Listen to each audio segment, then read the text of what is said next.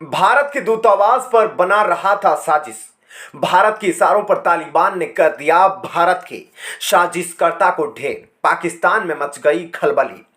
अफगानिस्तान में मौजूद तालिबान भारत की दोस्ती की खातिर किसी भी हद तक जाने के लिए तैयार है। बेगाना पाकिस्तान नहीं रोक पा रहा अपना आंसू। सिंगापुर के बाद 3 और देशों में यूपीआई ने दी दस्तक। अमेरिका के मास्टर और वीजा कार्ड पर यूपीआई कर रहा कड़ा प्रहार।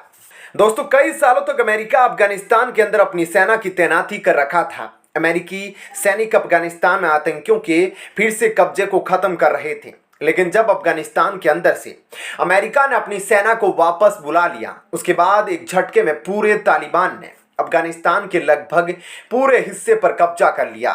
तालिबान के द्वारा अफगानिस्तान के कब्जे को देखते हुए पाकिस्तान भी खुशी के मारे झूम उठा। पाकिस्तान में अफगानिस्तान के कब्जे की खुशी में खूब मिठाई बांटी गई। पाकिस्तान ने अपने आईएसआई के प्रमुख को अफगानिस्तान भेजा। अफगानिस्तान पर पूरी तरीके से तालिबान का कब्जा होने के बाद पाकिस्तान को लगा था कि अब उसका एक और पार्टनर तालिबान बनने वाला है। इसके पहले तक जो अफगानिस्तान में अशरफ गनी सरकार थी, कभी भी पाकिस्तान से उसके अच्छे रिश्ते नहीं थे। दोनों मुल्कों के बीच सीमा विवाद को लेकर कई सालों से तनाव बना हुआ था। वहीं भारत और अशरफ गनी सरकार के बीच अच्छे संबंध थे जो पाकिस्तान को परेशान कर रहे थे। उधर अब पाकिस्तान ने पूरी तैयारी कर ली थी, जब कभी भी कश्मीर के मुद्दे पर भारत को पाकिस्तान घेरेगा तो उसकी आवाज को तालिबान बुलंदी देगा। और उधर तुर्की तो पाकिस्तान का सहयोग कर ही रहा था, लेकिन अचानक से पाकिस्तान के अंदर बाढ़ आई, जिसके बाद आज तक पाकिस्तान आर्थिक तबाही से उभर नहीं पाया है। हर रोज एक एक कदम पाकिस्तान तबाही की दहलीज पर पहुंचता जा रहा है। अफगानिस्तान को कोई मदद भी पाकिस्तान नहीं पहुंचा पा रहा है, लेकिन वहीं भारत ने अफगानिस्तान की बड़े स्तर पर मदद की, जिसके चलते अब तालिबान भी प्रभावित हो गया है। और तालिबान भारत को फिर से अफगानिस्तान में बंद हुए सभी प्रोजेक्ट को शुरू करने की गुजारिश कर रहा है। लेकिन अभी भी अफगानिस्तान में सुरक्षा एक बहुत ही चिंता का विषय बना हुआ है। लेकिन इस वक्त अफगानिस्तान के अंदर तालिबान ने आतंकवादियों के खिलाफ मुहिम छेड़ रखी है। जैसे भारत कश्मीर में आतंकवादियों को ढूंढता है। तालिबान के इन ऑपरेशन को देखकर पाकिस्तान के बेहोश उड़े हुए हैं। दरअसल अभी कुछ महीने पहले ही जब तालिबान ने भारत से अपने दूतावास को फिर से अफगानिस्तान में शुरू करने की गुजारिश की थी, तो अफगानिस्तान के अंदर मौजूद आईएसआई खुरासान ने भारत को धमकी दी थी कि वह भारत के दूतावास को उड़ा देगा। जो बीते कल ही तालिबान ने आईएसआईएस खुरासान के टॉप कमांडर को मौत के घाट उतार दिया है, जिस आतंकी का नाम कारिफ फतेह था। तो यह तो थी इस वीडियो की पहली खबर। अब आइए आपको दूसरी खबर के बारे में भी बताते हैं। दोस्तों, सिंगापुर भारत के लिए वह पहला ऐतिहासिक देश बना जहां पर यूपीआई सिस्टम को लिंक कर दिया गया। यानी कि सिंगापुर में भारत के द्वारा बनाया गया यूपीआई सिस्टम शुरू हो चुका है, जिसे देखकर डॉलर की बादशाहत रखने वाला देश अमेरिका अपने मास्टर और वीजा कार्ड को लेकर पहली बार घबराहट में देखा जा रहा है। वहीं डिजिटल पेमेंट के क्षेत्र में भारत ने जो नया कीर्तिमान स्थापित किया, इसकी चर्चाएं भी अब होने लगी है। दुनिया के देशों में भारत ने यह पहला ऐसा कदम उठाया है जहां पर 2 देशों ने मिलकर अपने इंस्टेंट पेमेंट मैकेनिज्म को लिंक किया हो। भारत के द्वारा सिंगापुर में शुरू किए गए इस डिजिटल पेमेंट सिस्टम से सिंगापुर में ट्रांजैक्शन तो आसान और सिक्योर होगा ही, साथ ही भारत के इस कदम को देखकर पश्चिमी देश हैरान होने वाले हैं। वैसे जैसे ही भारत का सिंगापुर में यूपीआई लॉन्च हुआ, पश्चिमी देशों को समझ आने लगा कि भारत को रोक पाना इनके लिए बहुत मुश्किल होगा। अभी तक पूरी तरीके से यूपीआई की तरक्की को देखकर पश्चिमी और यूरोपीय देश संभल नहीं पाए थे कि भारत ने उनको एक बार फिर से लड़खड़ाने का मौका दे दिया। एक मीडिया नेटवर्क से बात करते हुए आरबीआई के एक सीनियर अफसर ने खुलासा किया कि केवल सिंगापुर ही नहीं बल्कि 3 और देशों से यूपीआई पर बातचीत अपने अंतिम दौर पर पहुंच चुकी है। अब आने वाले समय में सिंगापुर के अलावा मॉरिशस, इंडोनेशिया और यूएई में यूपीआई सिस्टम शुरू होने वाला है। अब इसके चलते भारत न केवल अपने यूपीआई सिस्टम को दूसरे देशों के साथ लिंक कर रहा है, बल्कि धीरे धीरे मास्टर कार्ड और वीजा कार्ड को भी टक्कर देने की शुरुआत कर चुका है।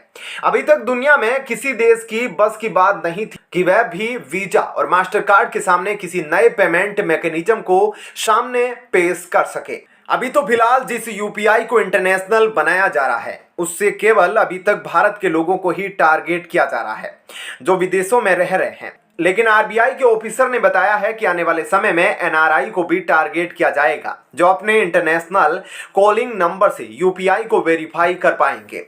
अगर यह पूरी तरीके से फिट बैठता है तो आने वाले समय में यूपीआई को धीरे धीरे दुनिया के कई देशों में बढ़ाया जाएगा।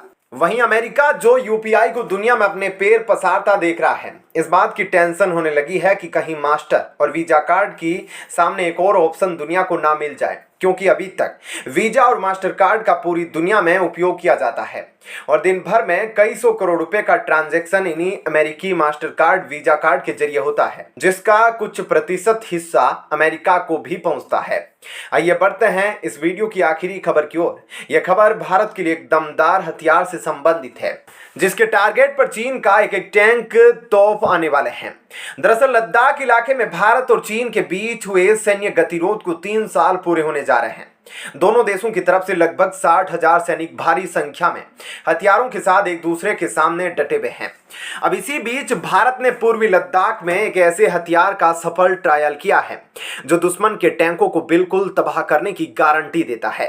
अभी तक भारत के अंदर ब्रह्मोस मिसाइल को ही मारो और भूल जाओ के नाम से जाना जाता था, लेकिन अब जिस हथियार को लद्दाख के क्षेत्र में भारतीय सेना ने दागा है, इसे भी मारो और भूल जाओ नाम दिया जा रहा है। भारत की ये एंटी टैंक मिसाइल इंफ्रारेड तकनीक से लैस है जिससे दिन और रात दोनों समय परफेक्ट निशाना साधा जा सकता है। यह एक एंटी टैंक गाइडेड मिसाइल है जिसे डीआरडीओ ने भारतीय सेना के साथ मिलकर तैयार किया है। उधर चीन के पास इस तरीके के मिसाइल पहले से मौजूद थे जिसे भारतीय टैंक के लिए खतरा माना जा रहा था। चीन ने अपनी इस मिसाइल का नाम HJ-8 रखा है। उधर पाकिस्तान भी दावा करता है उसके पास भी एंटी टैंक गाइडेड मिसाइल है।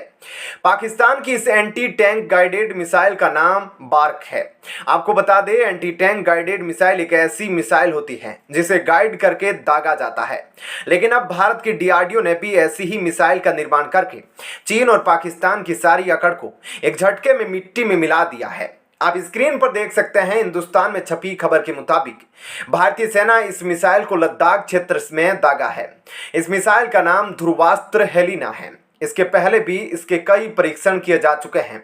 इस बार के परीक्षण में इस मिसाइल को स्वदेश में निर्मित अटैक हेलीकॉप्टर रुद्र से लद्दाख की पहाड़ियों में दागा गया। इसके लिए एक वाहन को टैंक का रूप देकर लद्दाख की ऊंची पहाड़ियों के नीचे खड़ा किया गया था। लाइट कॉम्बैट हेलीकॉप्टर रुद्र में लगे इंफ्रारेड इमेजिंग सीकर के जरिए पायलट ने पहले अपने टारगेट को लॉक किया, उसके बाद हेलिना मिसाइल फायर कर दी। मिसाइल ने कुछ ही क्षणों में टारगेट का नामो निशान मिटा दिया। ध्रुवास्त्र हेलिना मिसाइल तीसरी पीढ़ी की फायर एंड फॉरगेट यानी कि दागो और भूल जाओ श्रेणी की मिसाइल है। यह मिसाइल न्यूनतम 500 मीटर और अधिकतर 7 किलोमीटर की दूरी से टारगेट पर मार कर सकती है। इस मिसाइल को टैंकों को उड़ाने के लिए विकसित किया गया है। इससे पहले नाग नाम से एंटी टैंक गाइडेड मिसाइल तैयार की गई थी जिसकी अधिकतम मारक क्षमता 5 किलोमीटर थी। यह उसी मिसाइल का अपग्रेडेड वर्जन है। आपका इस खबर पर क्या कहना है जरूर बताएं। धन्यवाद।